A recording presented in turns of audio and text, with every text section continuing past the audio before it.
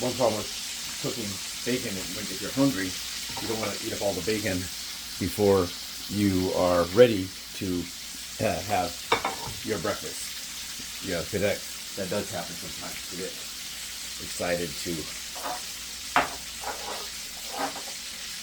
eat our sandwiches. Now this can be done also if you want to do this on English muffins. The reason I'm doing this is because it's low carb.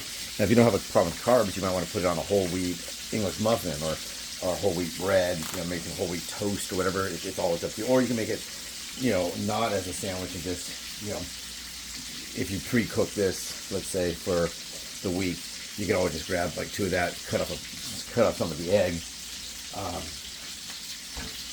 and eat it that way. But one of the things about being hungry, you want to make sure that your quantity is enough that you're full.